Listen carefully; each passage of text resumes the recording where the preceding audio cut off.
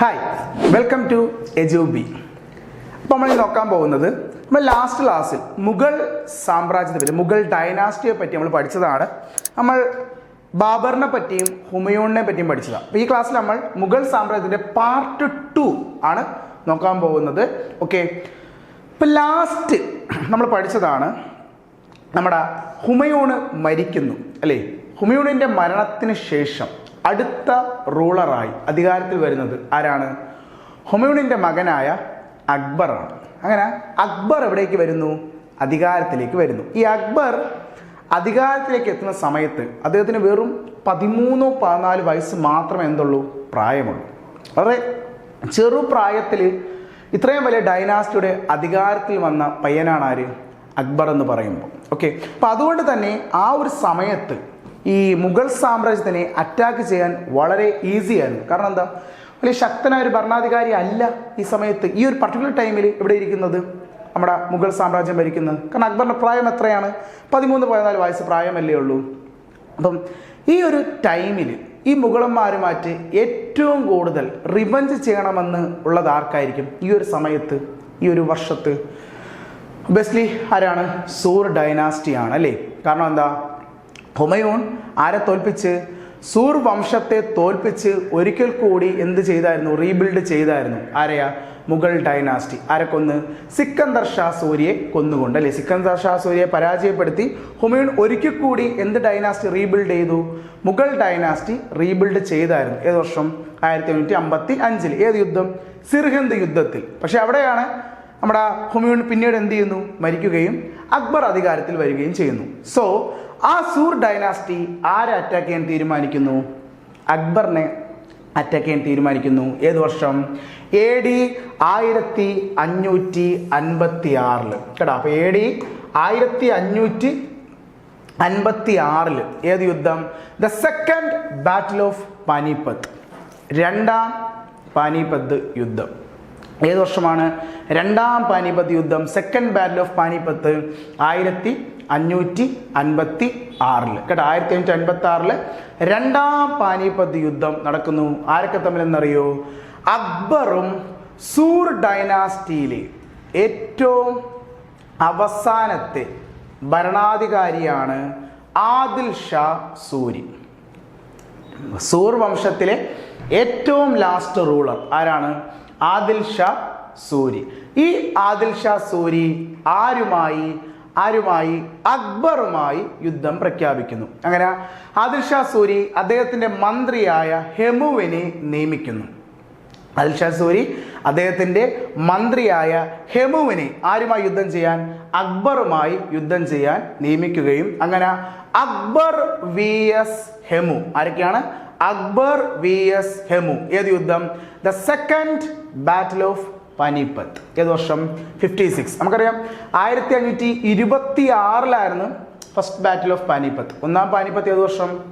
1526 plus 30 വർഷം കഴിഞ്ഞ് 1556 രണ്ടാം പാനിപ്പത്ത് യുദ്ധം. ആരൊക്കെ തമ്മിൽ? അക്ബർ vs ഹെമു. ഹെമു ആരാ? ആദിൽ ഷാ സൂരിയുടെ മന്ത്രി, ആദിൽ ഷാ സൂരിയുടെ മിനിസ്റ്ററാണ് ആര്? ഹെമു. ഹെമു vs അക്ബർ. ഏത്? രണ്ടാം പാനിപ്പത്ത് യുദ്ധം. അങ്ങനെ ആ യുദ്ധത്തിൽ ആര് പരാജയപ്പെടും? ഹെമു പരാജയപ്പെടും. കാരണം ഈ ഒരു യുദ്ധത്തിൽ അക്ബർ വളരെ ചെറുപ്രായമാണ്. അതുകൊണ്ട് അക്ബർ ഈ യുദ്ധം ശരിക്കും ചെയ്തില്ല. അക്ബറിന് വേണ്ടി യഥാർത്ഥത്തിൽ യുദ്ധം ചെയ്തത് അക്ബറിൻ്റെ സൈനിക തലവൻ, എൻ്റെ പേരാണ് ബൈറാൻ ഖാൻ എന്ന് പറയും കേട്ടോ. അക്ബറിന്റെ ഗാർഡിയനും അക്ബറിന്റെ സൈനിക തലവനൊക്കെ ആയിരുന്നു ആര്? ബൈറാൻ ഖാൻ. ഈ ബൈറാൻ ഖാനാണ് അക്ബറിന് വേണ്ടി ഏത് യുദ്ധം ചെയ്യുന്നത്? രണ്ടാം പാനിപ്പത്ത് യുദ്ധം. ഏത് വർഷം? 1556 ചെയ്യുന്നത്. അങ്ങനെ ബൈറാൻ ഖാൻ ആരെ കൊല്ലും? ഹെമുവിനെ കൊന്ന് രണ്ടാം പാനിപ്പത്ത് യുദ്ധം എന്ത് ചെയ്യുന്നു? വിജയിക്കും. അപ്പോൾ ആരായിരുന്നു ഹെമു? അവസാനത്തെ സൂർ ഡൈനാസ്റ്റിയിലെ ലാസ്റ്റ് റൂളറായ ആദിൽ ഷാ സൂരിയുടെ മന്ത്രിയായിരുന്ന ആര്? ഹെമു എന്ന് പറയും. അപ്പോൾ അക്ബറിന്റെ ലൈഫിലെ ആദ്യത്തെ യുദ്ധം കണ്ടല്ലോ, ഏതാണ്? The second battle of Panipat. ഇനി അക്ബറിന്റെ ലൈഫിലെ മറ്റൊരു പ്രധാനപ്പെട്ട യുദ്ധമാണ് 1576 ദ ബാറ്റിൽ ഓഫ് ഹാൽഡിഗഡ് എന്ന യുദ്ധം. കേട്ടോ, വളരെ പ്രധാനപ്പെട്ട മുഗൾ സമയത്തിലെ ഏറ്റവും മറ്റൊരു യുദ്ധമാണ് ഹാൽഡിഗഡ് യുദ്ധം ഏത് വർഷമാണ് ഹാൽഡിഗഡ്? 1576. 1576 ഹാൽഡിഗഡ് യുദ്ധം ആരൊക്കെ തമ്മിൽ എന്നറിയോ? അക്ബറും രജപുത്ര രാജാവായ മഹാറാണ പ്രതാപും തമ്മിൽ. ആരൊക്കെയാണ് യുദ്ധം? അക്ബർ vs മഹാറാണ പ്രതാപ്. നമ്മുടെ ആ കാലഘട്ടത്തിലെ രജപുത്രയിലെ ഏറ്റവും ശക്തനായ ഒരു ഭരണാധികാരിയായിരുന്നു മഹാറാണ പ്രതാപ്. അങ്ങനെ മഹാറാണ പ്രതാപും അക്ബറും തമ്മിൽ 1776, അത് പാനിപ്പത്ത്, സെക്കൻഡ് പാനിപ്പത്ത് കഴിഞ്ഞ് 20 വർഷം അല്ലേ? അത് ഒന്നാം പാനിപ്പത്ത് കഴിഞ്ഞ് 30 വർഷം കഴിഞ്ഞ രണ്ടാം പാനിപ്പത്ത് കഴിഞ്ഞ് 20 വർഷം കഴിഞ്ഞ ഹാൽഡിഗഡ് യുദ്ധം 1576. ആരൊക്കെ തമ്മിൽ? അക്ബർ vs മഹാറാണ പ്രതാപ്. അക്ബറും മഹാറാണ പ്രതാപും തമ്മിലാണ് ഈ ഒരു യുദ്ധം.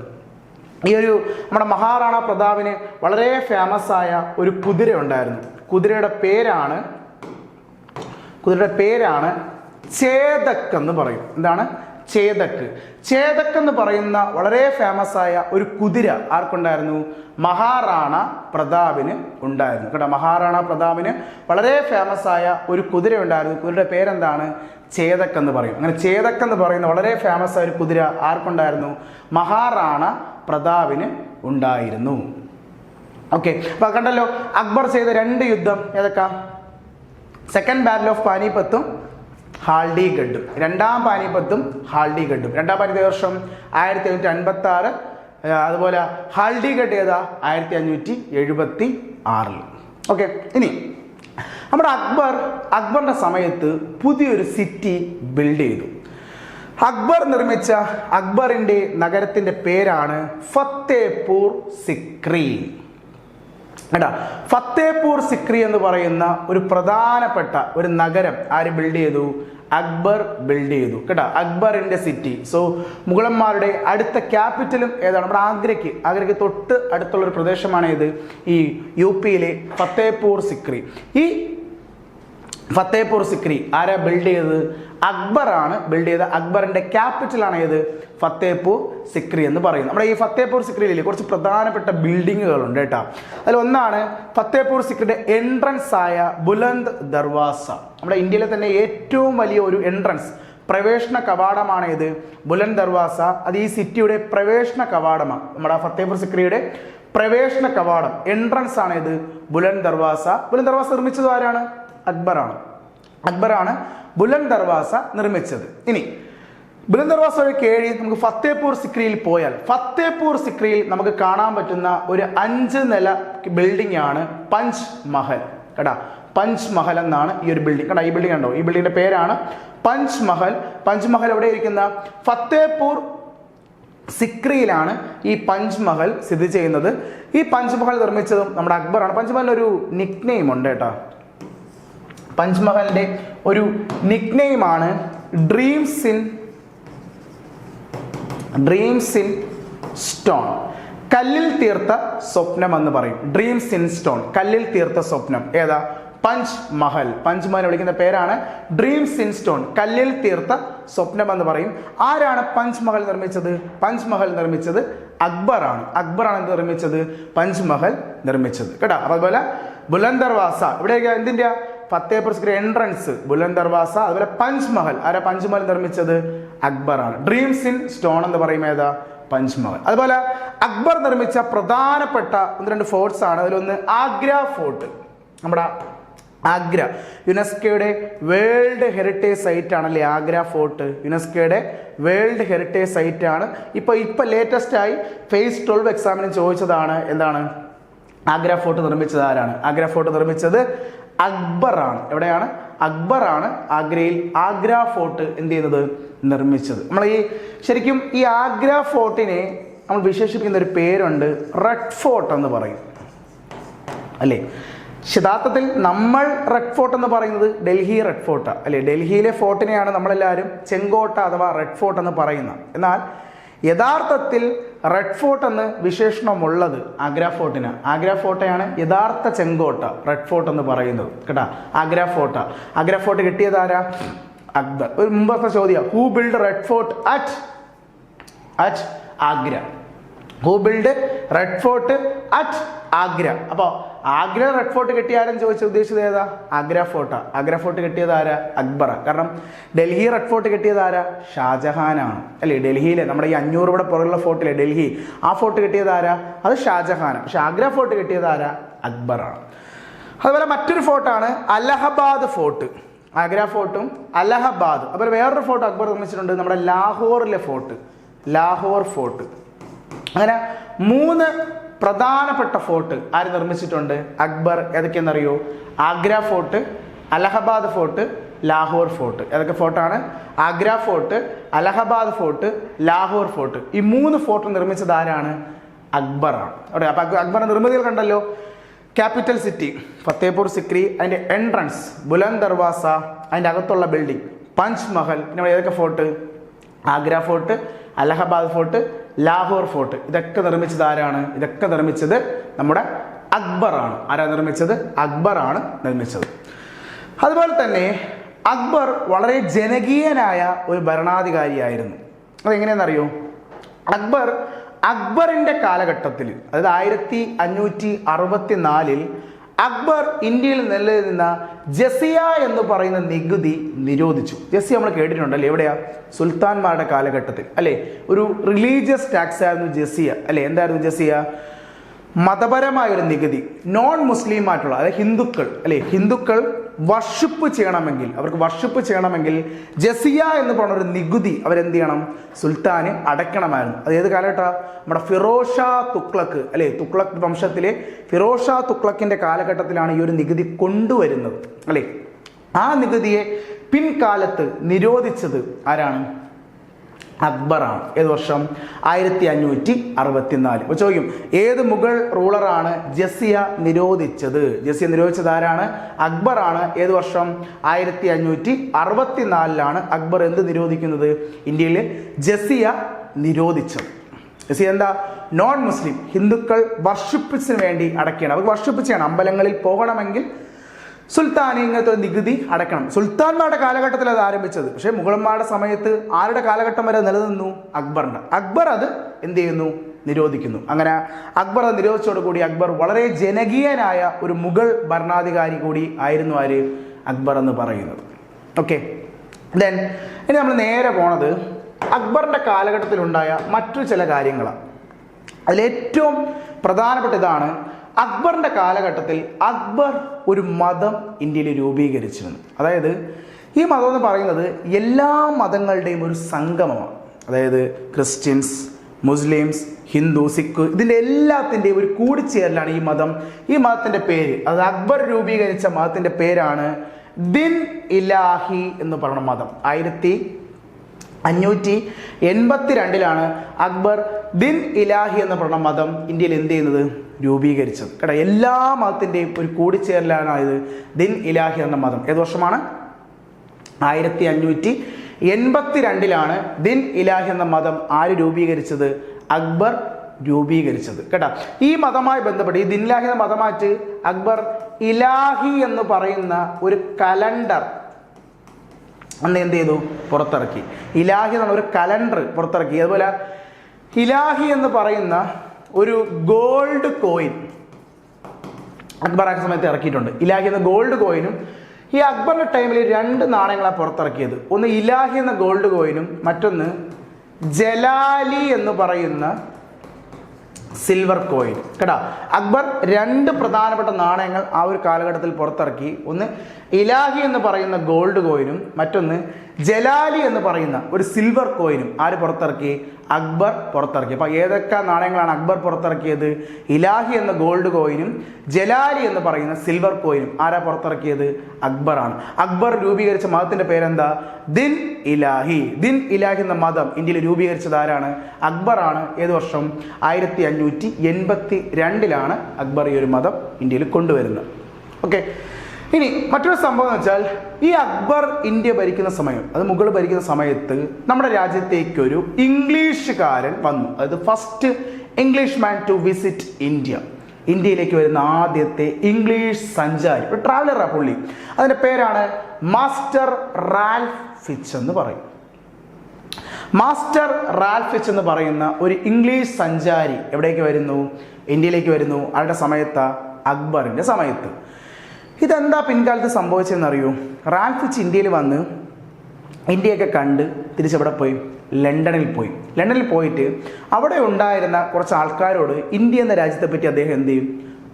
വിശദീകരിച്ച് പറയും.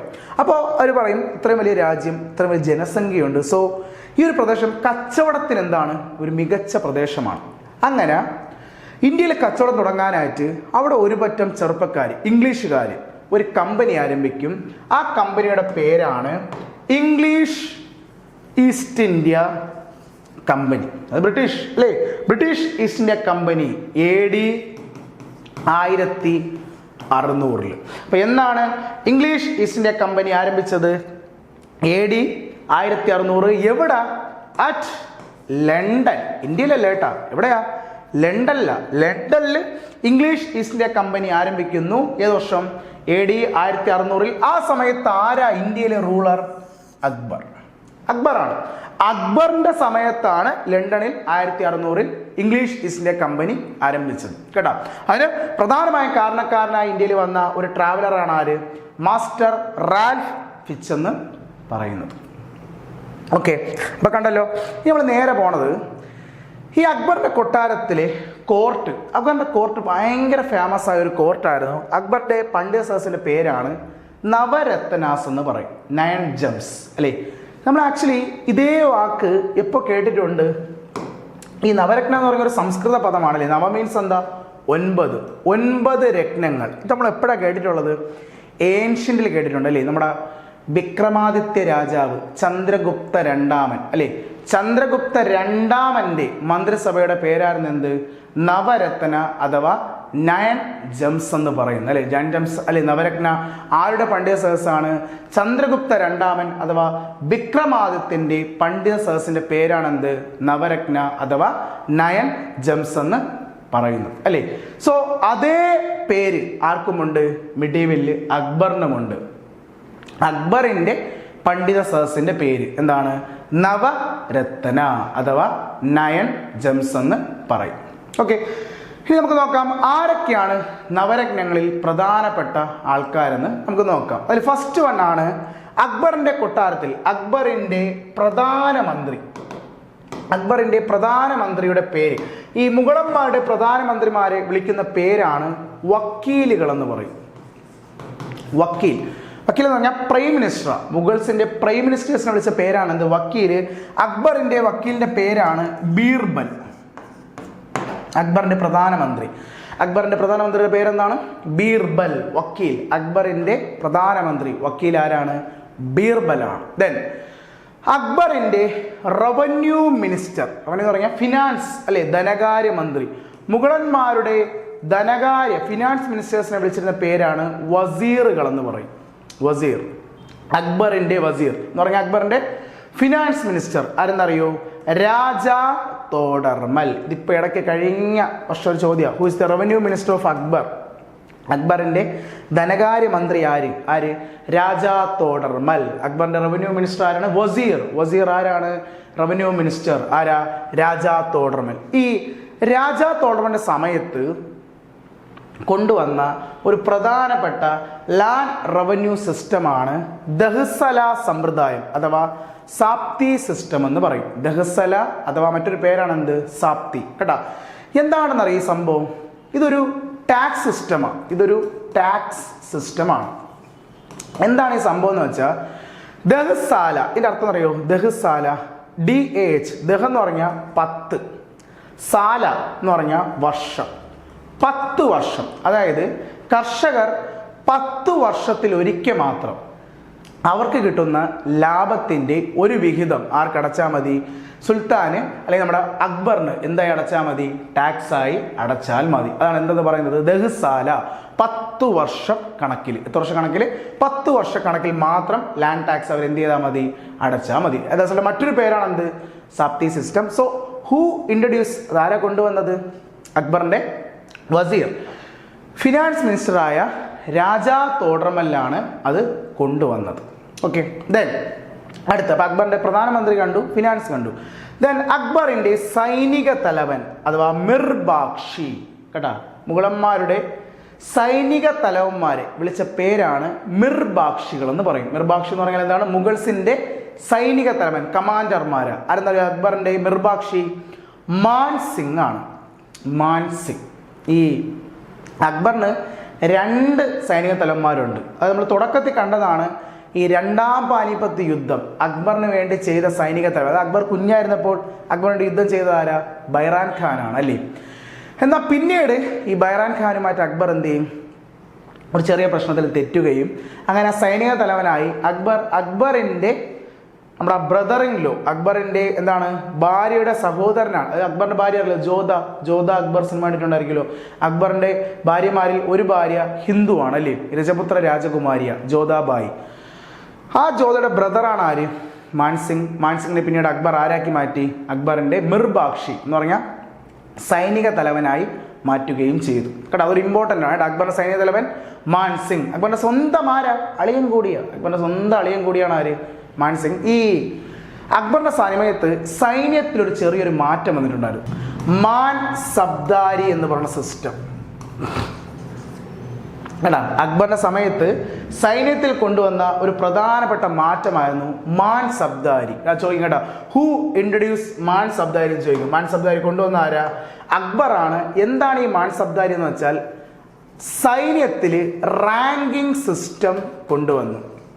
റാങ്കിങ് സിസ്റ്റം നമ്മുടെ ഇപ്പം നമുക്കല്ലോ സൈന്യത്തിൽ റാങ്കിങ് ഉണ്ടല്ലോ, മേജർ, ക്യാപ്റ്റൻ, കേണൽ, അങ്ങനെയൊക്കെ ഉണ്ടല്ലോ പദവികൾ.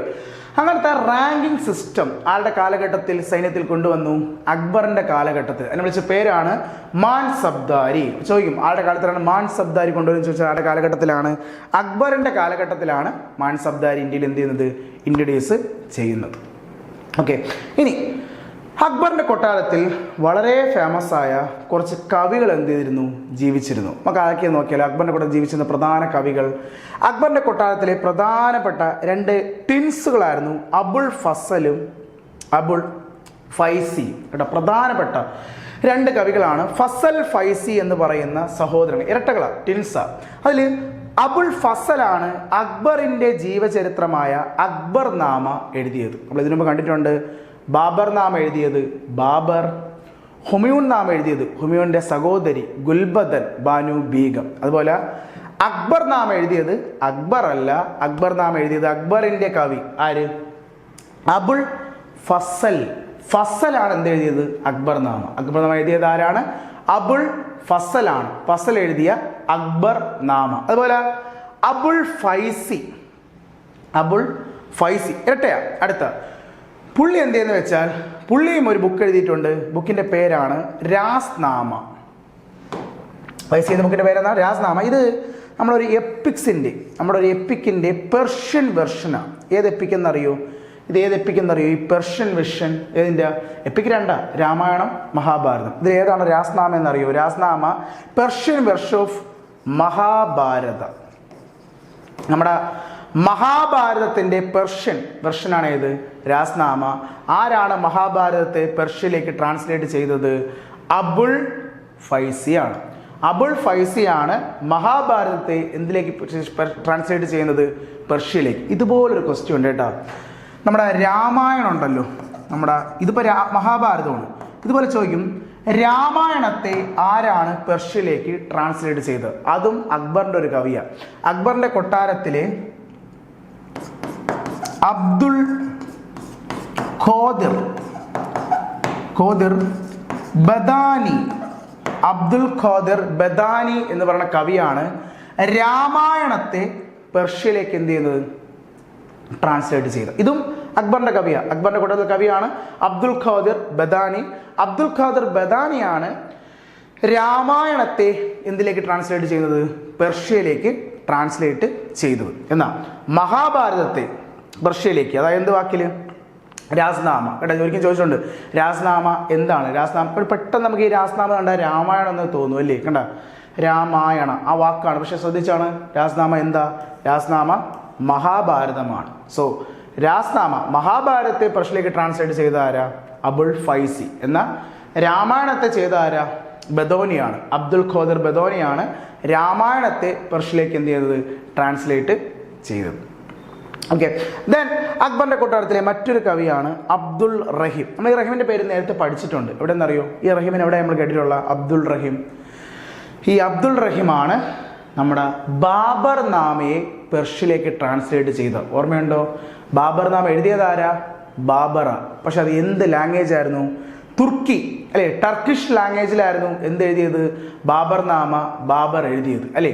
എന്നാൽ ആ ബാബർ നാമയെ പെർഷ്യയിലേക്ക് ട്രാൻസ്ലേറ്റ് ചെയ്തത് ആരാണ്?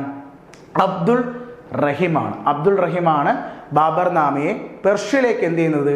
ട്രാൻസ്ലേറ്റ് ചെയ്തത്. ഓക്കെ, വളരെ ഇമ്പോർട്ടൻ്റ് ആണ് കേട്ടോ. ഇനി അപ്പൊ കണ്ടല്ലോ അക്ബറിന്റെ കൊട്ടാരത്തിലെ കവികൾ ആരൊക്കെ? അക്ബറിന്റെ കൊട്ടാരത്തിലെ കവികൾ അബുൾ ഫസൽ അല്ലേ. അബുൾ ഫസൽ എന്തെഴുതി? അക്ബർ നാമ. അക്ബർ നാമ എഴുതിയതാരാ? അബുൾ ഫസൽ. രാസ്നാമ. രാസ്നാമ എന്താ? മഹാഭാരതത്തിന്റെ പെർഷ്യൻ വെർഷൻ. രാസ്നാമ എഴുതിയതാരാ? അബുൾ ഫൈസി. അതുപോലെ രാമായണത്തിന്റെ പെർഷ്യൻ വെർഷൻ ഏതാ? അബ്ദുൽ ഖാദർ ബദോനി എഴുതി രാമായണത്തിന്റെ പെർഷ്യൻ വെർഷൻ. അതുപോലെ ബാബർ നാമയെ പെർഷ്യയിലേക്ക് ട്രാൻസ്ലേറ്റ് ചെയ്തത് ആരാണ്? അബ്ദുൾ റഹീം. ഓക്കെ. ദെൻ ഏറ്റവും അവസാനം അക്ബറിന്റെ കൊട്ടാരത്തിൽ വളരെ ഫേമസ് ആയ ഒരു മ്യൂസിഷ്യൻ ജീവിച്ചിരുന്നു. മ്യൂസിഷ്യന്റെ പേരാണ് ടാൻസൻ. ടാൻസൻ എന്ന് പറയുന്ന വളരെ ഫേമസ് ആയ ഒരു മ്യൂസിഷ്യൻ ആരുടെ കൊട്ടാരത്തിൽ ഉണ്ടായിരുന്നു? അക്ബറിന്റെ നവരത്നങ്ങളിൽ ഉണ്ടായിരുന്നു കേട്ടോ. അപ്പൊ അക്ബറിന്റെ ഇതൊരു ഇമ്പോർട്ടൻറ്റ് ഭാഗമാണ്. അക്ബറിന്റെ നവരത്നങ്ങളിൽ ഈ ഫേമസ് ആൾക്കാർ. സോ ഇത് കൃത്യമായി കൃത്യമായി പഠിച്ചു വെച്ചോ. എസ്പെഷ്യലി ബുക്സ് ആൻഡ് ഓതേഴ്സ് എപ്പോഴും എക്സാമിന് എന്താണ് ചോദിക്കുന്നതാണ്. സോ ഇത് കൃത്യമായി പഠിച്ചു വയ്ക്കുക, ആരൊക്കെ എന്തൊക്കെയാണെന്നുള്ളത് കേട്ടോ. ഓക്കെ, അപ്പോൾ ഇതാണ് നവരത്ന എന്ന് പറയുന്നത്. ഓക്കെ, അങ്ങനെ നമ്മുടെ ഇംഗ്ലീഷ് ഈസ്റ്റ് ഇന്ത്യ കമ്പനി ആരംഭിച്ച കഥ നമ്മൾ കണ്ടല്ലോ. AD 1600 എന്ത് ആരംഭിക്കുന്നത്? ഇംഗ്ലീഷ് ഈസ്റ്റ് ഇന്ത്യ കമ്പനി ആരംഭിച്ചത്. എവിടെ കമ്പനി ആരംഭിച്ച? ലണ്ടനിലാണ്. കമ്പനി ലണ്ടനിൽ ആരംഭിച്ചാൽ മതിയോ? ഇല്ല. കമ്പനി എവിടെ സ്ഥാപിക്കണം? ഇന്ത്യയിൽ ഫാക്ടറി ഇടണം. അങ്ങനെ ഇംഗ്ലീഷ് ഈസ്റ്റ് ഇന്ത്യ കമ്പനിയെ റെപ്രസെൻ്റ് ചെയ്ത് ഇന്ത്യയിലേക്ക് ഒരാൾ വരുന്നു. ആരുടെ അടുത്തേക്കാണ് വന്നതെന്നറിയോ? അക്ബറിൻ്റെ അടുത്താണ്. പക്ഷെ അയാളുടെ എത്തിയപ്പോഴേക്കും ഇവിടെ അക്ബർ മരിച്ചിരുന്നു. അക്ബറിൻ്റെ മകൻ അടുത്ത റൂളറായി. ആരാ അക്ബറിൻ്റെ മകൻ? അക്ബറിൻ്റെ മകൻ നമ്മുടെ ജഹാംഗീറായി അടുത്ത റൂളർ കേട്ടോ. അപ്പൊ അക്ബറിന്റെ ടോംബ് എവിടെയെന്ന് അറിയോ ഇരിക്കുന്നത്? അക്ബറിന്റെ ശവകുടീരം നമ്മുടെ ഫത്തേപൂറിന്റെ അകത്ത് സിക്കന്ദ്ര എന്ന് പറഞ്ഞ സ്ഥലത്താണ് കേട്ടോ. ഫത്തേപൂർ സിക്രിക്കുള്ളിൽ സിക്കന്ദ്ര എന്ന് പറഞ്ഞ പ്രദേശത്താണ് എന്തിരിക്കുന്നത്? നമ്മുടെ അക്ബറിന്റെ ശവകുടീരം സ്ഥിതി ചെയ്യുന്നത്. എവിടെയാ? ഫത്തേപൂർ സിക്രിയിൽ സിക്കന്ദ്രയിലാണ് എന്തിരിക്കുന്നത്? അക്ബറിന്റെ ടോംബ് എന്ത് ചെയ്യുന്നത്? സ്ഥിതി ചെയ്യുന്നത്. അങ്ങനെ ഇവിടെ അടുത്ത റൂളറായി ആര് അധികാരത്തിൽ വന്നു? ജഹാംഗീർ വന്നു. അടുത്ത റൂളറായി ആര് അധികാരത്തിൽ വന്നു? ജഹാംഗീർ അധികാരത്തിൽ വന്നു. അപ്പോൾ ഈ ജഹാംഗീറിന്റെ അടുത്താണ് നമ്മുടെ ആര് വരുന്നത്? ഇംഗ്ലീഷ് അംബാസഡർ വരുന്നത്. അങ്ങനെ ഇന്ത്യ വിസിറ്റ് ചെയ്ത ആദ്യത്തെ ഇംഗ്ലീഷ് അംബാസഡർ ആരെന്നറിയൂ? അദ്ദേഹത്തിൻ്റെ പേരാണ് വില്യം ഹോക്കിൻസ് എന്ന് പറയും കേട്ടോ. അപ്പോൾ ഇന്ത്യയിൽ വന്ന ആദ്യത്തെ ഇംഗ്ലീഷ് അംബാസഡർ ആരാ? അത് കമ്പനിയെ റെപ്രസെൻ്റ് ചെയ്ത് വന്ന ആളാരാ? William Hawkins. പക്ഷേ ഈ വില്യം ഹോക്കിൻസിന് ആര് പെർമിഷൻ കൊടുത്തില്ല? ജഹാംഗീർ പെർമിഷൻ കൊടുത്തില്ല. ഇയാൾക്ക് കൊടുത്തില്ല. അങ്ങനെ ഇയാൾ തിരിച്ചവിടെ പോവും? ലണ്ടനിൽ പോവും. പക്ഷേ അവരാ ദൗത്യം വിട്ടുകളയോ? ഇല്ല, അവർക്ക് കമ്പനി ഇട്ടേ പറ്റൂ. സോ അവർ രണ്ടാമത് ഒരു വ്യക്തിയെ ജഹാംഗീറിൻ്റെ അടുത്ത് വിടും. അയാളുടെ പേരാണ് തോമസ് റേ. ഇന്ത്യയിൽ വരുന്ന രണ്ടാമത്തെ ഇംഗ്ലീഷ് അംബാസഡർ ആരാണ്? Thomas Roe. അങ്ങനെ തോമസ് റേ ഇന്ത്യയിൽ വരികയും തോമസ് റേക്ക് ആര് പെർമിഷൻ കൊടുക്കും? ജഹാംഗീർ പെർമിഷൻ കൊടുക്കും. അങ്ങനെ ഇംഗ്ലീഷ് ഈസ്റ്റ് ഇന്ത്യ കമ്പനിയുടെ ആദ്യത്തെ ഫാക്ടറി AD 1613 ഗുജറാത്തിലെ സൂരറ്റിൽ സ്ഥാപിക്കും.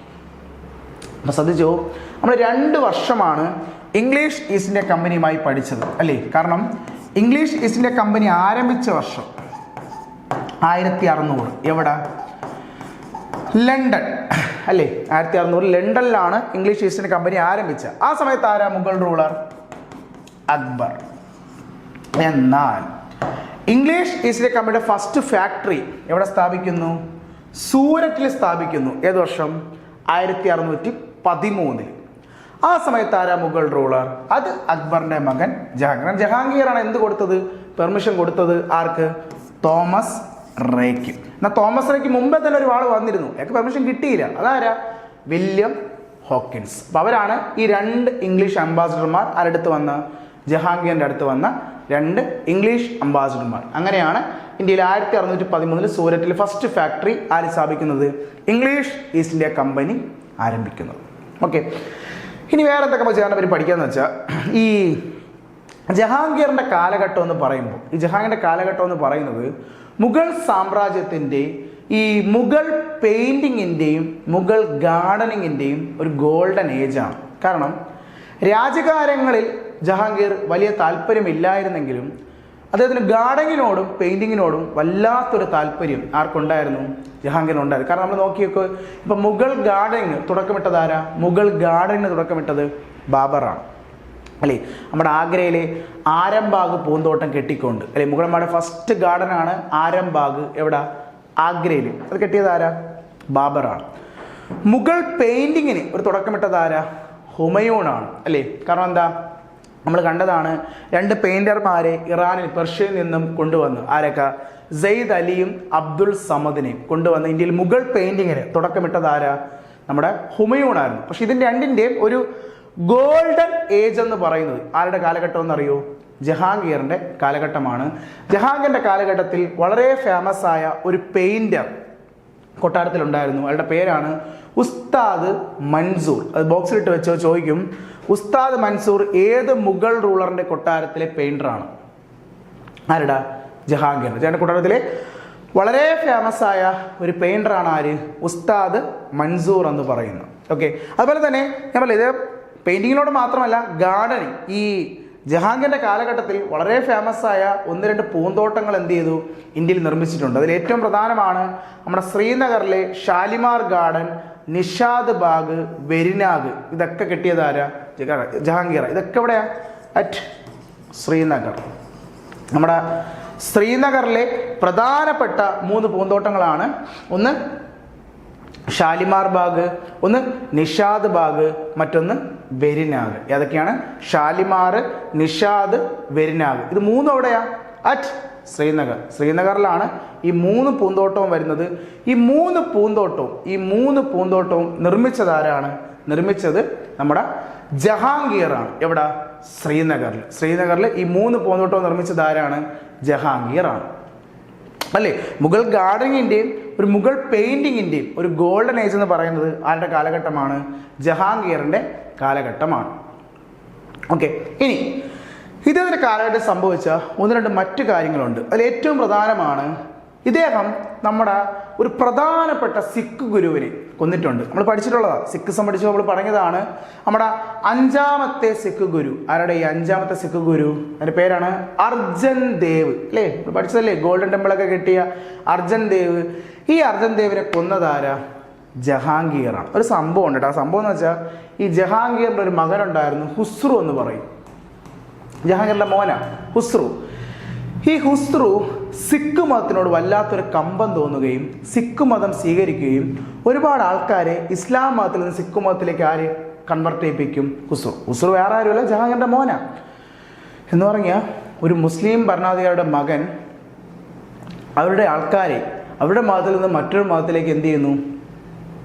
കൺവെർട്ട് ചെയ്യിപ്പിക്കുന്നു അല്ലേ? ഇത് മതപണ്ഡിതന്മാർ ആരെ ചോദ്യം ചെയ്തു?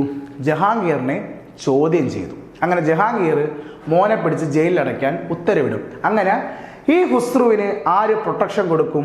അർജൻ ദേവ് പ്രൊട്ടക്ഷൻ കൊടുക്കും. അങ്ങനെ അർജൻ ദേവിനെ ആര് കൊല്ലും? ജഹാംഗീർ കൊല്ലും. അപ്പൊ ചോദിക്കും, അർജൻ ദേവിനെ കൊന്ന സിഖ് ഗുരു ആരാണ്? അർജൻ ദേവിനെ കൊന്ന മുഗൾ റൂളർ ആരാണ്? ജഹാംഗീർ. അല്ലെങ്കിൽ ജഹാംഗീർ കൊന്ന മുഗൾ ഭരണാധികാരി, ജഹാംഗീർ കൊന്ന സിഖ് ഗുരു ആരാണ്? 5ാമത്തെ സിഖ് ഗുരു ആയ ആരാണ്? അർജൻ ദേവിനെയാണ് കൊന്നത്. കേട്ടോ, വളരെ ഇമ്പോർട്ടൻ്റ് പോയിന്റ് ആണ്. ഒരുപാട് തവണ എക്സാം ചോദിച്ചിട്ടുണ്ട്. 5ാമത്തെ സിഖ് ഗുരു അർജൻ ദേവ്. ഇനി അതുപോലെ പുള്ളിയുടെ സമയത്ത് കൊണ്ടുവന്ന മറ്റൊരു സാധനമാണ് ഗോൾഡൻ ചെയിൻ ഓഫ് ജസ്റ്റിസ് എന്ന് പറയുന്നത്. ഇതെന്താ സംഭവം എന്ന് വെച്ചാൽ, ഈ പണ്ട് കാലങ്ങളിൽ ഒരു വ്യക്തിക്ക് ഡയറക്റ്റായിട്ട് ആരെ പരാതി ബോധിപ്പിക്കാൻ സാധിക്കില്ല? റൂളറിനെ. ഡയറക്റ്റായി റൂളറിനോട് നമുക്ക് എന്ത് പറയാൻ പറ്റൂല? പരാതി പറയാൻ സാധിക്കില്ല. അപ്പോൾ അതെങ്ങനെയാണ് പ്രോസസ്സ് എന്ന് വെച്ചാൽ, നമ്മൾ ആരുടെയും പറയും, അവരിലൂടെ ഏറ്റവും അവസാനം ആരുടെ കാതുകളിലെത്തും? റൂളറുടെ കാതുകളിലെത്തും. പക്ഷെ എന്താണ് ചെയിൻ ഓഫ് ജസ്റ്റിസ് എന്ന് വെച്ചാൽ, കൊട്ടാരത്തിൻ്റെ ഫ്രണ്ടിൽ ഒരു സ്വർണ്ണ മണി കെട്ടിത്തൂക്കി. ആർക്കെങ്കിലും രാജാവുമായി, അതായത് മുഗളന്മാരുമായി ഡയറക്റ്റ് എന്തെങ്കിലും പരാതി പറയണമെങ്കിൽ ഈ മണി വന്ന് എന്ത് ചെയ്യുക? ഈ ഗോൾഡൻ ചെയിനുള്ള മണി വന്ന് എന്ത് ചെയ്യുക? അടിക്കുക. അപ്പോൾ അവരെ ഡയറക്റ്റായിട്ട് എവിടെ കൊണ്ടുപോകും? നമ്മുടെ കൊട്ടാരത്തിൽ കൊണ്ടുപോയി മുഖാമുഖം എന്ത് ചെയ്യാം? പരാതി പറയാം. നമ്മുടെ ഈ ധ്രുവം സിനിമ കണ്ടിട്ടില്ലേ? ആ ഒരു കോൺസെപ്റ്റാണ് ധ്രുവം. മമ്മൂട്ടിയുടെ പടം ഉണ്ടല്ലോ, മണിയടിക്കുമ്പോൾ പരാതിപ്പെടാം. അപ്പോൾ അതുപോലെ സെറ്റപ്പായിരുന്നു ഈ ഗോൾഡൻ ചെയിൻ ഓഫ് ജസ്റ്റിസ്. തുടങ്ങിയത് ആരാണ്? ജഹാംഗീർ ആണ് ഇതിന് തുടക്കമിട്ടത്. ഗോൾഡൻ ചെയിൻ ഓഫ് ജസ്റ്റിസിന് തുടക്കമിട്ടത് ആരാണ്? ജഹാംഗീർ ആണ്. അതുപോലെ ജഹാംഗീറിന്റെ കാലഘട്ടത്തിൽ കെട്ടിയ ഒരു പ്രധാനപ്പെട്ട പള്ളിയാണ് ലാഹോറിലെ മൊത്തി മസ്ജിദ്. കേട്ടാ, ലാഹോറിലെ മൊത്തി മസ്ജിദ് കെട്ടിയത് ആരാണ്? ജഹാംഗീർ ആണ്. കേട്ടോ, ഇവിടുത്തെ മോത്തി മസ്ജിദ് ആണ് ലാഹോർ. കേട്ടോ, ഇത് ഇമ്പോർട്ടൻ്റ് ആണ്. കാരണം എന്താ, മോത്തി മസ്ജിദ് വേറെയും സ്ഥലങ്ങളിലുണ്ട്. ഡൽഹിയിൽ ഒരു മോത്തി മസ്ജിദ് ഉണ്ട്, ആഗ്രയിൽ ഒരു മോത്തി മസ്ജിദ് ഉണ്ട്. ഇതൊക്കെ പല ആൾക്കാരാണ് കെട്ടിയത്, അത് ശ്രദ്ധിക്കണം. കേട്ടോ, ഇവിടുത്തെ ഡൽഹിയിലും ആഗ്രയിലും ലാഹോറിലൊക്കെ ഉണ്ട്. അതിൽ ലാഹോറിലെ മോത്തി മസ്ജിദ് കെട്ടിയത് ആരാ? ജഹാംഗീർ. ലാഹോറിലെ മോത്തി മസ്ജിദ് കെട്ടിയത് ആരാണ്? ജഹാംഗീർ ആണ്. ഈ ജഹാംഗീർ അദ്ദേഹത്തിൻ്റെ ആത്മകഥ എഴുതിയിട്ടുണ്ട് എന്ന് പറഞ്ഞാൽ ഓട്ടോബയോഗ്രഫിയ. പേര് തുസുഖ് ഐ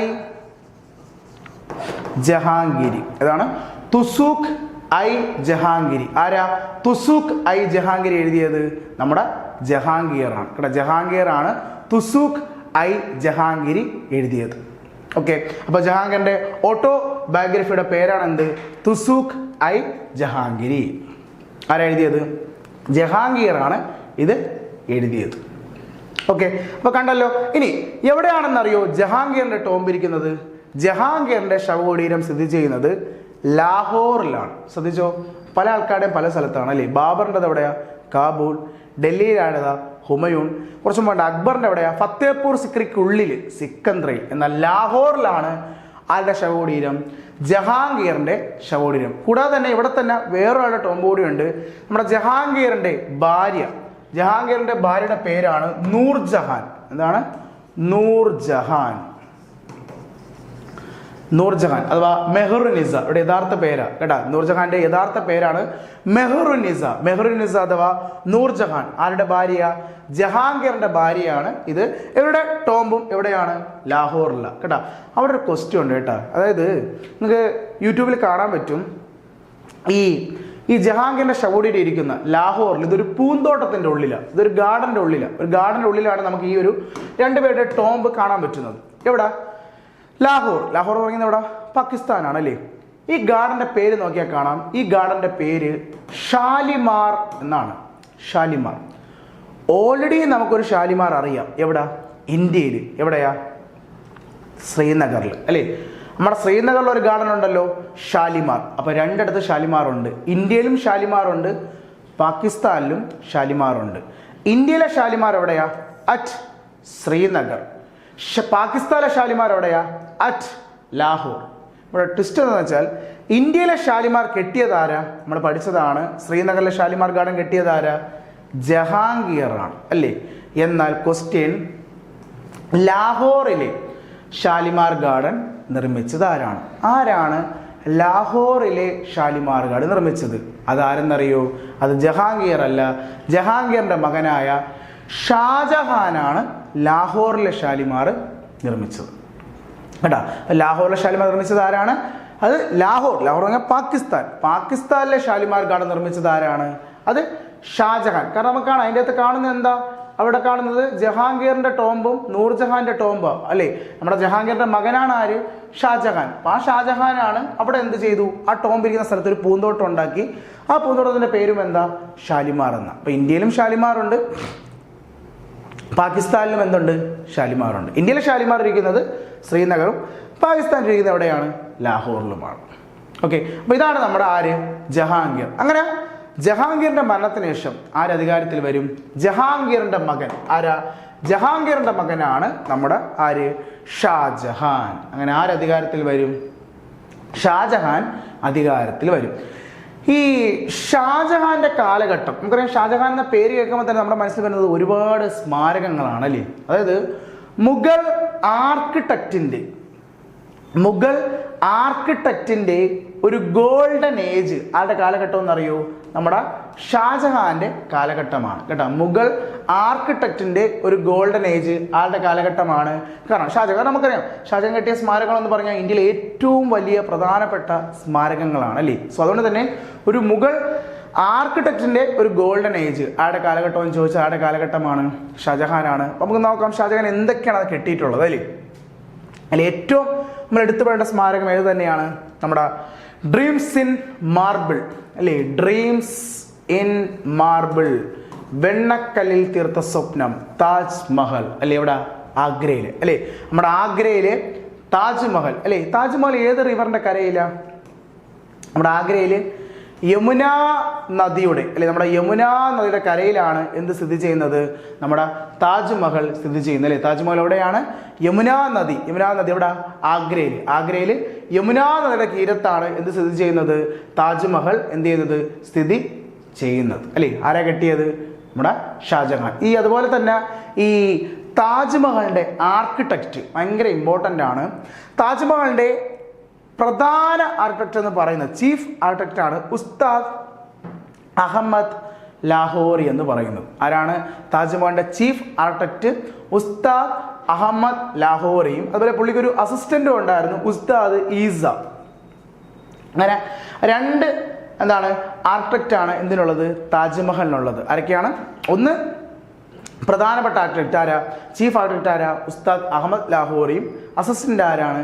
ഈസയുമാണ്. അപ്പം നമ്മൾ പല കഥകളിലും നമ്മൾ കേട്ടിട്ടുണ്ടായിരിക്കും ഈ താജ്മഹൽ കെട്ടിയതിന് ശേഷം ഈ ആർക്കിടെക്റ്റിന്റെ വലത്തെ കൈപ്പത്തി ആര് വെട്ടിയെടുത്തെന്ന് പറയുന്നുണ്ട് കഥകളിൽ. ഷാജഹാൻ വെട്ടിയെടുത്തെന്ന് പറയുന്നുണ്ടല്ലേ. കാരണം എന്താ? ഇനി ഇതുപോലുള്ള സ്മാരകങ്ങൾ ഇവരൊരിക്കലും എന്ത് ചെയ്യാൻ ഉണ്ടാക്കാൻ പാടില്ല എന്ന നിലയിൽ. അത് ശരിയാണോ തെറ്റാണോ നമുക്കറിയില്ല. എന്നാൽ പോലും നമ്മൾ പല കഥകളിലും കേൾക്കുന്നുണ്ട് അഹമ്മദ് ലാഹോറുടെയും ഈസയുടെയും കൈപ്പത്തി ആര് വെട്ടിയെടുത്തെന്ന്? നമ്മുടെ ഷാജഹാൻ വെട്ടിയെടുത്തെന്ന് പല കഥകളിലും നമ്മൾ എന്ത് ചെയ്തിട്ടുണ്ട്? കേട്ടിട്ടുണ്ട് അല്ലേ. പാരിക്ക താജ്മഹലിന്റെ ആർക്കിടെക്ട് അഹമ്മദ് ലാഹോറിയും ആരാണ്? ഉസ്താദ് ഈസയുമാണ് ഇതിന്റെ ആർക്കിടെക്റ്റ് എന്ന് പറയുന്നത്. ഓക്കെ. ഇതുപോലെ രണ്ടാമത്തെ ഷാജഹാൻ കെട്ടിയ ബിൽഡിംഗ് ആണ് നമ്മുടെ ഡൽഹിയിലെ red fort. Delhi red fort അഥവാ ഇതിന് വേറൊരു പേരുണ്ട്, ലാൽ കില എന്ന് പറയും കേട്ടോ. നമ്മുടെ ഡൽഹി നേരത്തെ നമ്മൾ കണ്ടു Agra red fort. Agra red fort കെട്ടിയത് ആരാ? ആഗ്ര റെഡ് ഫോർട്ട് അക്ബർ ആയിരുന്നു. എന്നാൽ ഡൽഹിയിലെ റെഡ് ഫോർട്ട് അഥവാ മറ്റൊരു പേരാണ് ലാൽ കില നിർമ്മിച്ചത് ആരാണ്? ഷാജഹാനാണ്. ഷാജഹാൻ നിർമ്മിച്ചതാണ് ലാൽ കില അഥവാ ഡൽഹി റെഡ് ഫോർട്ട്. ഈ ഡൽഹി റെഡ് ഫോർട്ടിന്റെ അകത്തുള്ള അത് നമുക്കറിയാം, റെഡ് ഫോർട്ട് ഒരു ഫോർട്ടാണ് അല്ലേ, ഒരു കോട്ടയാണ്. ഈ റെഡ് ഫോർട്ടിന്റെ അകത്ത് രണ്ട് പ്രധാനപ്പെട്ട ബിൽഡിങ്ങുകളുണ്ട്. അതാണ് ഒന്ന് ദിവാനൈ ആമും ദിവാനൈ കാസും കേട്ടോ. ഡൽഹി റെഡ് ഫോർട്ടിന്റെ അകത്ത് തന്നെ സ്ഥിതി ചെയ്യുന്ന രണ്ട് പ്രധാനപ്പെട്ട ബിൽഡിങ്ങുകളാണ് ഏത്? ഒന്ന് ദിവാനൈ ആമും മറ്റൊന്ന് ദിവാനൈ കാസും. എവിടെയാ? റെഡ് ഫോർട്ടിന്റെ അകത്താ. ഇത് മുമ്പ് ചോദിച്ചിട്ടുണ്ട്, ആരാണ് ഈ ബിൽഡിംഗ് നിർമ്മിച്ചത്? ദിവാനൈ ആമും ദിവാനൈ കാസും നിർമ്മിച്ചത് ആരാണ്? നമ്മുടെ ഷാജഹാൻ തന്നെയാണ്. കാരണം ഇതിരിക്കുന്ന എന്തിന്റെ അകത്താ? ഈ രണ്ട് ബിൽഡിംഗ് ഇരിക്കുന്നത് റെഡ് ഫോർട്ടിന്റെ അകത്ത്, അത് ലാൽ കിലയുടെ അകത്താ. ലാൽ കില കെട്ടിയത് ആരാണ്? ഷാജഹാനാണ്. സോ അവിടെ കൺഫ്യൂഷൻ ഇല്ല, ഈ ബിൽഡിംഗ് കെട്ടിയത് ആരാണ്? ഷാജഹാനാണ്. ഇനി ഷാജഹാൻ കെട്ടിയ 1-2 പള്ളികൾ കാണാം, മസ്ജിദുകൾ. അതിൽ ഏറ്റവും പ്രധാനമാണ് ഡൽഹിയിലെ ജമാ മസ്ജിദ്. നമ്മുടെ ഇന്ത്യയിലെ തന്നെ ഏറ്റവും വലിയ മോസ്കാണ് കേട്ടോ. നമ്മുടെ രാജ്യത്തിലെ തന്നെ ഏറ്റവും വലിയ പള്ളി മോസ്കാണ് ഏത്? ഡൽഹി ജമാ മസ്ജിദ്. ഡൽഹി ജമാ മസ്ജിദ് കെട്ടിയത് ആരാണ്? നമ്മുടെ ഷാജഹാനാണ്. അതുപോലെ ആഗ്രയിലെ മോത്തി മസ്ജിദും ഞാൻ നേരത്തെ പറഞ്ഞില്ലേ, നമ്മൾ കുറച്ചു മുമ്പ് ജഹാംഗീറിന്റെ എന്താ പഠിച്ച ലാഹോറിലെ മോത്തി മസ്ജിദ്. ലാഹോറിലെ മോത്തി മസ്ജിദ് കെട്ടിയത് ആരാ? ലാഹോറിലെ മോത്തി മസ്ജിദ് ജഹാംഗീർ. എന്നാൽ ആഗ്രയിലെ മോത്തി മസ്ജിദ് കെട്ടിയത് ഷാജഹാനാണ്. ആഗ്രയിലെ മോത്തി മസ്ജിദ് കെട്ടിയത് ആരാണ്? ഷാജഹാനാണ് ആഗ്ര മോത്തി മസ്ജിദ് നിർമ്മിച്ചത്. അതുപോലെ നമ്മൾ നേരത്തെ കണ്ടതാണ് ലാഹോറിലെ ഷാലിമാർ അല്ലെ, നമ്മുടെ ജഹാംഗീറിന്റെ ഒക്കെ ടോംബിരിക്കുന്ന അവിടുത്തെ ഷാലിമാർ, ലാഹോർ ഷാലിമാർ നിർമ്മിച്ചത് ആരാണ്? പൂന്തോട്ടം. അത് നമ്മുടെ ഷാജഹാൻ. അപ്പോൾ ഷാജഹാന്റെ നിർമ്മിതികൾ കണ്ടല്ലോ, താജ്മഹൽ, ലാൽ കില, ഡൽഹി റെഡ് ഫോർട്ട്, അതുപോലെ ഡൽഹിയിലെ പള്ളി ജമാ മസ്ജിദ്, ആഗ്രയിലെ മോത്തി മസ്ജിദ്, അതുപോലെ ഷാലിമാർ. എവിടുത്തെ ഷാലിമാർ? ലാഹോറിൽ. ഇതൊക്കെ കെട്ടിയത് ആരാ? നമ്മുടെ ഷാജഹാനാണ്. അതുപോലെ തന്നെ നമ്മുടെ ഷാജഹാന്റെ കൊട്ടാരത്തിൽ വളരെ ഫേമസ് ആയ ഒരു സിംഹാസനം ഉണ്ടായിരുന്നു അല്ലേ? നമ്മുടെ ഷാജഹാനായിരുന്നു പീക്കോക്ക് ത്രോൺ ഉണ്ടായിരുന്ന മയൂര സിംഹാസനം അല്ലേ? പീക്കോക്ക് ത്രോൺ അഥവാ മയൂര സിംഹാസനം ഉണ്ടായിരുന്ന ആർക്കാണ്? നമ്മുടെ ഷാജഹാൻ ഉണ്ടായിരുന്ന ഒരു പ്രധാനപ്പെട്ട ഒരു സിംഹാസനമായിരുന്നു ആര്? ഈ മയൂര സിംഹാസനം ഇന്ന് എവിടെയെന്ന് അറിയോ? മയൂര സിംഹാസനം ഇന്ന് ലണ്ടൻ മ്യൂസിയത്തിലാണ്. ഇന്ന് ലണ്ടനിലെ മ്യൂസിയത്തിൽ എന്തിരിപ്പുണ്ട്? ഈ ഒരു പീക്കോക്ക് ത്രോണ് സ്ഥിതി ചെയ്യുന്നുണ്ട്. ഓക്കെ, നമ്മുടെ ഇപ്പോൾ കുറച്ച് നമ്മൾ കണ്ടു, എല്ലാ റൂളേഴ്സിൻ്റെ കഥ പറയുന്ന ബുക്കുകൾ കണ്ടു അല്ലേ? അതുപോലെ ഷാജഹാന്റെ ഹിസ്റ്ററി പറയുന്ന ഒരു പ്രധാനപ്പെട്ട ബുക്കുണ്ട്, ഒരു ജീവചരിത്രം, ഷാജഹാന്റെ ജീവചരിത്രം, ബാദ്ഷാ നാമ. കേട്ടോ, ഷാജഹാന്റെ ചരിത്രം പറയുന്ന ബുക്കാണ് ബാദ്ഷാ നാമ. കേട്ടോ, ദ ഹിസ്റ്ററി ഓഫ് ഷാജഹാന്റെ ജീവചരിത്രമാണ് ഇത് ബാദ്ഷാ നാമ. ബാദ്ഷാം എഴുതിയത് ആരെന്നറിയോ? ബാദ്ഷാം എഴുതിയത് അബ്ദുൽ ഹമീദ് ലാഹോറി. ആരാണ്? അബ്ദുൽ ഹമീദ് ലാഹോറിയാണ് ബാദ്ഷാ നാമ എഴുതിയത്. ബാദ്ഷാ നാമ എഴുതിയത് ആരാണ്? അബ്ദുൽ ഹമീദ് ലാഹോറി. അബ്ദുൽ ഹമീദ് ലാഹോറി എന്ന് പറയുന്ന കവിയാണ് ബാദ്ഷാ നാമ എന്ന് പറയുന്ന ബുക്ക് എഴുതി. അതിൽ ആരുടെ കഥയാണ് പറയുന്നത്? ഹിസ്റ്ററി ഓഫ് ഷാജഹാന്റെ കഥ പറയുന്ന ബുക്കാണ് ഏത്? ഈ പറയുന്ന ബാദ്ഷാ നാമ. ഇത് കഴിഞ്ഞ CGL ചോദ്യം വരുന്നത് കേട്ടോ. CGL ചോദിച്ചാണ് ഹു റോട്ട് ബാദ്ഷാ നാമ. ആരാണ്? അബ്ദുൽ ഹമീദ് ലാഹോറിയാണ് എഴുതിയത്? ബാദ്ഷാ നാമ എന്ന് പറയുന്ന പുസ്തകം എഴുതിയത്. ഓക്കെ, ഇനി എന്താണെന്നറിയൂ ഷാജഹാന്റെ ജീവിതത്തിൽ ഏറ്റവും അവസാനം സംഭവിച്ചത്? അതായത് തുടക്കം നല്ലൊരു രീതിയിലായിരുന്നെങ്കിലും ഷാജഹാന്റെ ജീവിതത്തിൻ്റെ ഒടുക്കം അത്ര നല്ല രീതിയിലല്ലായിരുന്നു. അതായത് ഈ ഷാജഹാന് 4 മക്കളുണ്ടായിരുന്നു. അത് 3 ആൺമക്കളും ഒരു പെൺകുട്ടി, 4 മക്കൾ. ഇതിൽ ഏറ്റവും മൂത്ത മകൻ, ഷാജഹാന്റെ ഏറ്റവും മൂത്ത മകന്റെ പേരാണ് ദാരാ ഷിക്കോവ് എന്ന് പറയും. ദാരാ ഷിക്കോവ്. നമുക്ക് ദാരാ ഷിക്കോവ് ഒരു ഇമ്പോർട്ടൻ്റ് ഉണ്ട് കേട്ടോ. എന്താ പറയുമോ? ദാരാ ഷിക്കോവ് വളരെ പണ്ഡിതനായ ഒരു വ്യക്തിയായിരുന്നു, വളരെ അറിവുള്ള ഒരു പണ്ഡിതനായിരുന്നു. ആര്? ഷാജഹാന്റെ മൂത്ത മകൻ ദാര. ഈ ദാര നമ്മുടെ ഭഗവത്ഗീതയും അതുപോലെ തന്നെ നമ്മുടെ ഉപനിഷത്തുകളും എല്ലാമില്ല ഒരു 10-50 ഉപനിഷത്തുകളും ഭഗവത്ഗീതയും പെർഷ്യയിലേക്ക് ചെയ്തിട്ടുണ്ട്? ട്രാൻസ്ലേറ്റ് ചെയ്തിട്ടുണ്ട്. ഓർത്ത് വെച്ചോ, ഇമ്പോർട്ടൻ്റ് ആണ്, ചോദിച്ചിട്ടുണ്ട്. Who translate Bhagavad Gita Upanishad into Persian? പെർഷ്യയിലേക്ക് നമ്മൾ നേരത്തെ തന്നെ ഓൾറെഡി രാമായണവും മഹാഭാരതവും കണ്ടതാ അല്ലേ? രാമായണം ആരാ പെർഷ്യയിലേക്ക് ചെയ്ത? രാമായണം അബ്ദുൽ ഖാദിർ ബദനി, അക്ബറിന്റെ കവി. അതുപോലെ മഹാഭാരതം ആരാ? റാസ്നാമ അബുൾ ഫൈസി. അതുപോലെ നമ്മുടെ ഭഗവത്ഗീതയും ഉപനിഷത്തുകളും പെർഷ്യയിലേക്ക് ട്രാൻസ്ലേറ്റ് ചെയ്തത് ആരാ? ദാരാ ഷിക്കോവ്. ആരാ? The son of Shah Jahan. ഷാജഹാന്റെ മൂത്ത മകനാണ് ദാരാ ഷിക്കോവ്. ഇയാള് ഭഗവത്ഗീതയും ഉപനിഷത്തിനെയും എന്തിലേക്ക്? പെർഷ്യയിലേക്ക് ട്രാൻസ്ലേറ്റ് ചെയ്തു. ഇനി ഷാജഹാന്റെ ഏറ്റവും ഇളയ മകനായിരുന്ന ആര്? നമ്മുടെ ഔറംഗസീബ്. ഷാജഹാന്റെ ഏറ്റവും ഇളയ മോനായിരുന്ന ആര്? ഔറംഗസീബ്.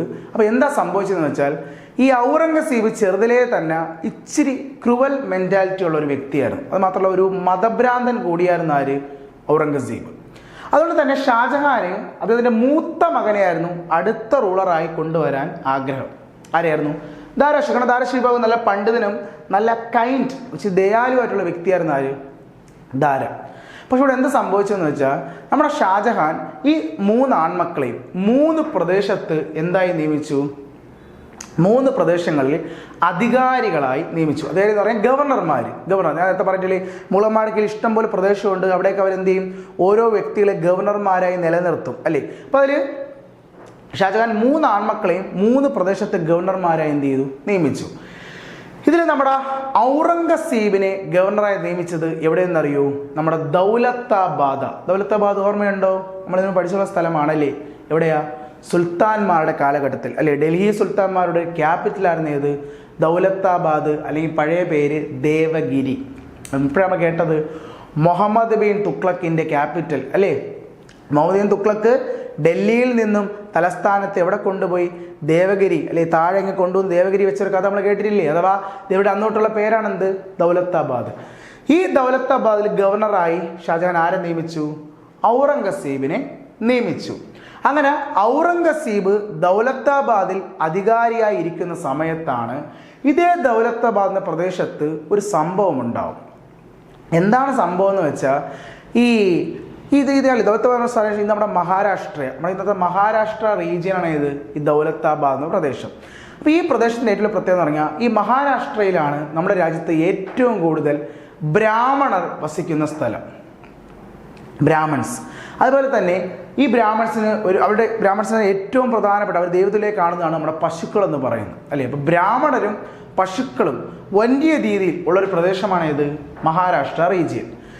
ഈ റീജിയനിലേക്കാണ് ഒരു കാലഘട്ടത്തിൽ മുസ്ലിം റൂളേഴ്സ് ഭരണത്തിന് വരുന്നത്. അപ്പോൾ മുസ്ലിം റൂളേഴ്സ് ഈ റീജിയനിൽ ഭരണത്തിൽ വന്ന കാലഘട്ടത്തിൽ എന്ത് സംഭവിച്ചതെന്ന് വെച്ചാൽ അവിടെയുള്ള ബ്രാഹ്മണരെ വല്ലാത്ത രീതിയിൽ അവരെന്ത് ചെയ്തു? ചൂഷണം ചെയ്തു. ആര്? മുസ്ലിം റൂളേഴ്സ്. അത് മാത്രമല്ല, അവിടെ ഉണ്ടായിരുന്ന പശുക്കളെ അവർ കൂട്ടത്തോടെ എന്ത് ചെയ്യാൻ തുടങ്ങി? കൊന്നെടുക്കാൻ തുടങ്ങി. അപ്പോൾ പശുവിനെ കൂട്ടത്തോടെ കൊല്ലുന്നത് എന്തിനാണ്? ബീഫിനാണല്ലേ, ബീഫ് കഴിക്കാനായിട്ടാണല്ലേ. അങ്ങനെ ബീഫ് കഴിക്കാനായി പശുക്കളെ കൂട്ടത്തോടെ കൊല്ലുകയും ബ്രാഹ്മണരെയും എന്ത് ചെയ്യുന്നു? ചൂഷണം ചെയ്യുന്നു. ആര്? മുസ്ലിം റൂളേഴ്സ്. അപ്പോൾ അതിനെതിരെ ഇങ്ങനെ ബ്രാഹ്മണരെ ചൂഷണം ചെയ്യുന്നവരും പശുക്കളെ കൊല്ലുന്നവർക്കെതിരെ, ഇങ്ങനെ കൊല്ലുന്ന ആൾക്കാർക്കെതിരെ അവിടെയുള്ള ഒരു പറ്റം ചെറുപ്പക്കാരെന്ത് ചെയ്യുന്നു?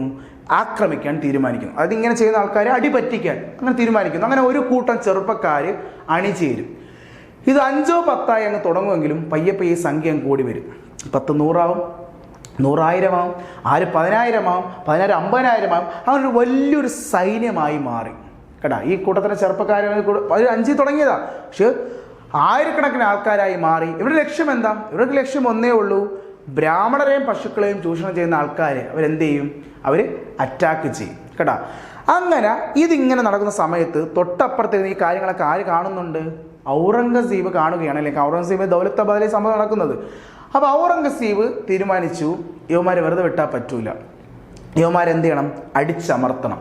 അങ്ങനെ ഔറംഗസീബ് അതിനെല്ലാം ഇങ്ങനെ സൈന്യം സെറ്റാവുന്ന സമയത്ത് ഔറംഗസീബിൻ്റെ കാതുകളിൽ ഒരു വാർത്തയെത്തും, ആഗ്രയിൽ അധികാര കൈമാറ്റം നടത്താൻ പോകുന്നു. അതായത് ഷാജഹാൻ അധികാരം ദാരാഷിക്കോവ്, മൂത്ത മകനായ ദാരാഷിക്കോവിന് എന്ത് ചെയ്യുന്നു? കൈമാറ്റം നടത്താൻ പോകുന്നു. ഈ വാർത്തയാണ് ആരുടെ കാതുകളിൽ എത്തിയത്?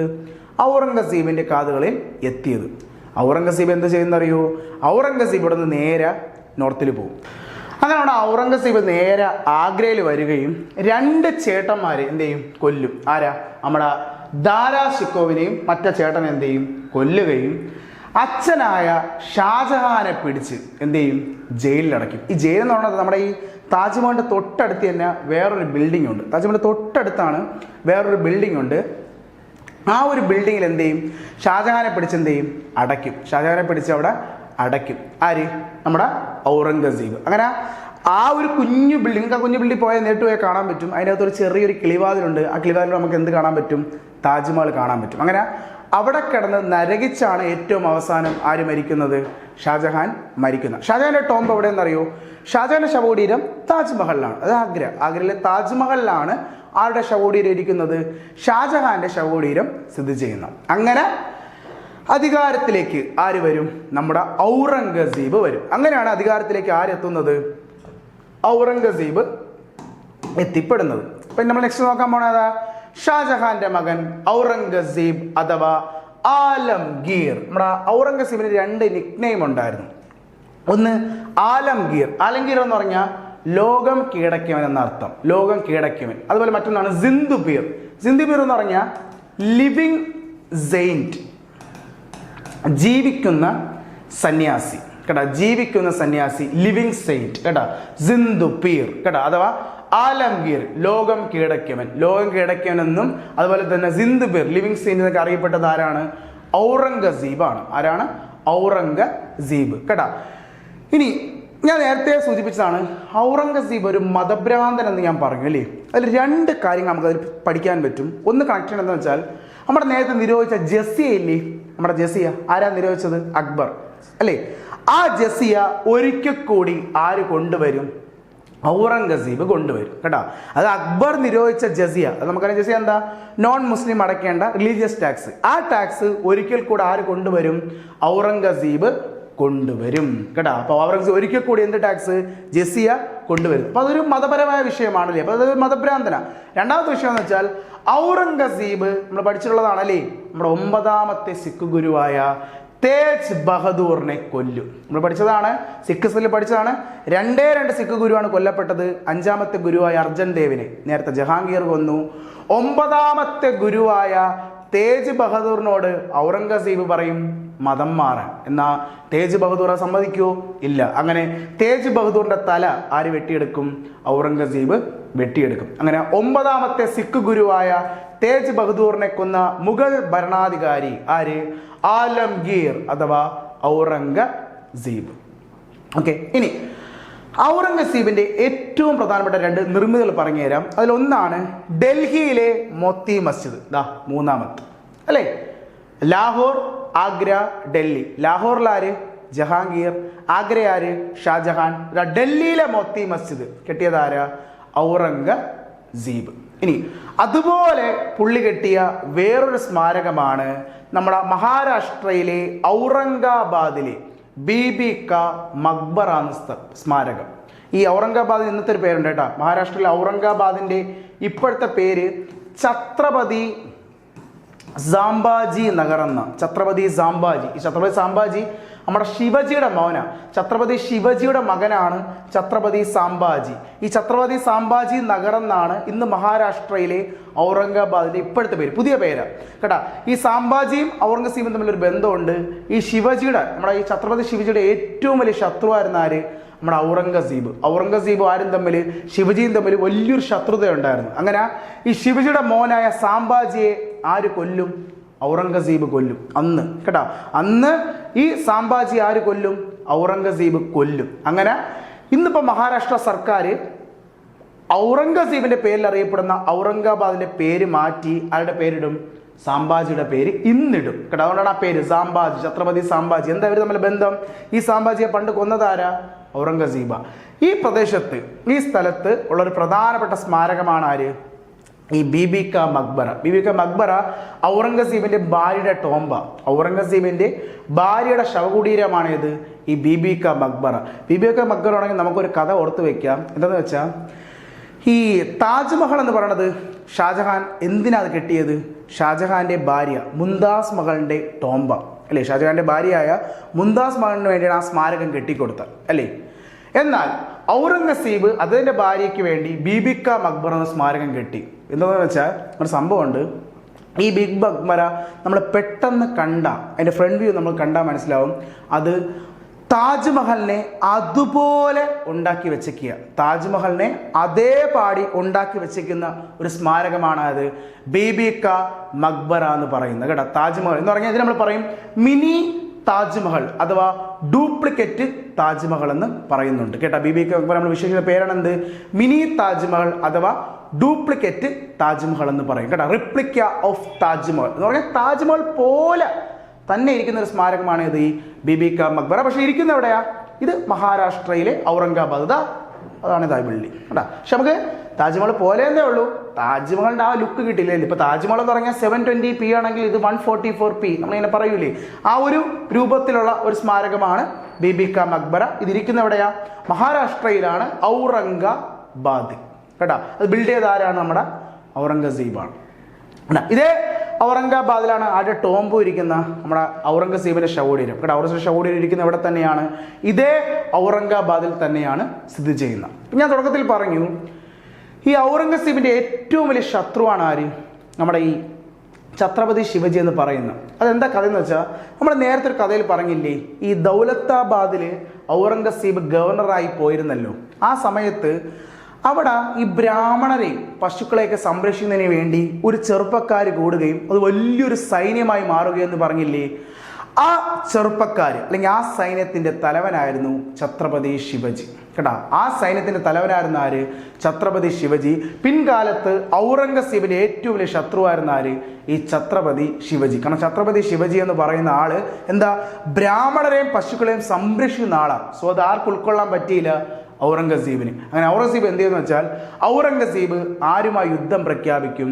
ശിവജിയുമായി യുദ്ധം പ്രഖ്യാപിക്കും. അങ്ങനെ ഔറംഗസീബിന് വേണ്ടി ഔറംഗസീബിന്റെ സൈനിക തലവനായ ജയ്സിംഗ് ഒന്നാമനും ശിവജിയും തമ്മിൽ ഒരു യുദ്ധം നടക്കും. എന്നാൽ ആ യുദ്ധത്തിന്റെ ഏറ്റവും അവസാനം രണ്ടുപേർക്കും വിജയമില്ല, രണ്ടുപേരും കട്ടയ്ക്ക് കട്ടയാ. അങ്ങനെ ഈ ജയ്സിംഗ് ഛത്രപതി ശിവജിയുമായി ഒരു സന്ധി ഒപ്പുവെക്കും കേട്ടോ. ആ സമയത്തെ പേരാണ് ട്രീറ്റി ഓഫ് പുരന്ദർ 1665. 1665 ഛത്രപതി ശിവജിയും ശിവജിക്ക് വേണ്ടി ഔറംഗസീബിന് വേണ്ടി ഔറംഗസീബിന്റെ സൈനിക തലവനായ ജയ്സിംഗും തമ്മിൽ ഒപ്പുവെച്ച സന്ധിയാണ് ഏത്? പുരന്ദർ സന്ധി. അങ്ങനെ ഈ പുരസന്ധിക്കിടയിൽ നമ്മുടെ ജയ്സിംഗ് ശിവജിയോട് പറയും, നമ്മുടെ റൂളർ അത് ഔറംഗസീബിന് താങ്കളോട് വല്ലാത്തൊരു ദേഷ്യമാണ്, അല്ലെങ്കിൽ പകയാണ്, റിവഞ്ചാണ്. അതെന്തോ ഉണ്ട്, ഒരു കാര്യം ചെയ്യൂ, ശിവജിയെ എങ്ങോട്ടേക്ക് ക്ഷണിക്കും? ജയ്സിംഗ് ആഗ്രയിലേക്ക് ക്ഷണിക്കും. ആരുമായി സംസാരിക്കാൻ? ഔറംഗസീബുമായി കൂടിക്കാഴ്ച നടത്തി പ്രശ്നങ്ങളൊക്കെ പരിഹരിക്കും. അങ്ങനെ പരിഹരിക്കാൻ വേണ്ടി നമ്മുടെ ശിവജി അദ്ദേഹത്തിൻ്റെ മകനായ സാംഭാജിയും കൂട്ടി എവിടെ പോവും? ആഗ്രയിൽ പോവും. ആരെ കാണാൻ? ഔറംഗസീബിനെ കാണാൻ. ആരാ ക്ഷണിച്ചത്? ജയ്സിംഗ് ആണ്. ജയ്സിംഗ് ആരാ? ഓസിന്റെ സൈനിക തലവൻ. അങ്ങനെ ശിവജിയും സാംഭാജിയും എവിടെ പോവും? ആഗ്രയിൽ പോവും. പക്ഷേ ആഗ്രയിൽ പോയപ്പോൾ ഔറംഗസീബ് എന്താ കാണിച്ചെന്നറിയോ? ഔറംഗസീബ് ശിവജിയെയും മകനായ സാംഭാജിയെയും പിടിച്ച് ജയിലിലടയ്ക്കും, ആഗ്രയിലെ ജയിലിനുള്ളിൽ അയക്കും. പക്ഷേ അവിടെ നിന്നും വളരെ സാഹസികമായി ആര് രക്ഷപ്പെടും? ശിവജിയും സാംഭാജിയും രക്ഷപ്പെടുകയും തിരിച്ച് വീണ്ടും എവിടെ വരും?